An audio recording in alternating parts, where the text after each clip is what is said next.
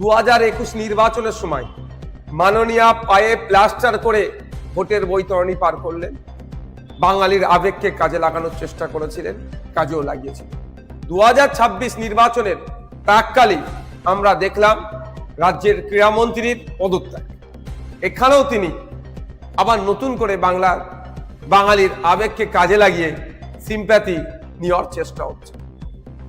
সৎ সাহস যদি থাকে, যাদের জন্য গোলযোগ হয়েছে সব কটাকে যুবভারত স্টেডিয়ামে যারা গোলযোগ তৈরি করলো সব কটাকে ধরে জেলের মধ্যে রাখুক। তো যখন দেখছে বাঙালি মননে এই ধরনের চরম ক্ষোভের বহিঃপ্রকাশ ঘটছে, চরম ক্ষোভ হয়েছে, সেই সময় আমরা কি দেখছি যে নাটক করে পদত্যাগ করানো হলো এবং পদত্যাগ পত্রকে গ্রহণও করে নেওয়া হলো। বাকি যে ডিপার্টমেন্টগুলো আছে সেগুলো থেকে পদত্যাগ করা এক নম্বর কথা। দ্বিতীয় কথা, ধরে গ্রেফতার করুক। 3 নম্বর কথা হচ্ছে, যেটা বড় কথা, আর 2-2.5 মাস বাকি নির্বাচনের, কি 3 মাস বাকি নির্বাচনের নোটিফিকেশন আসতে। এই সময় নিজের ভাবমূর্তিটাকে, তার দলের ভাবমূর্তিকে স্বচ্ছ হিসাবে দেখাতে চাইছে। 26,000 চাকরি বাতিল হয়েছে যে চোরগুলো চুরি করার জন্য, তাদের বিরুদ্ধে ব্যবস্থা নিয়েছে। উল্টে তাদেরকে বাঁচানোর জন্য হাইকোর্ট থেকে সুপ্রিম কোর্ট বারবার ছুটে গিয়েছে।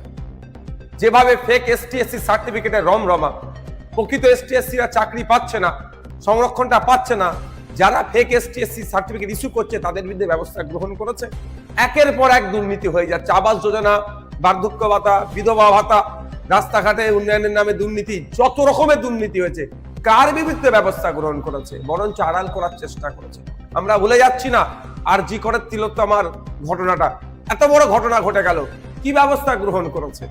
উল্টে আরো বাঁচানোর চেষ্টা করেছে, আমরা সব জানি।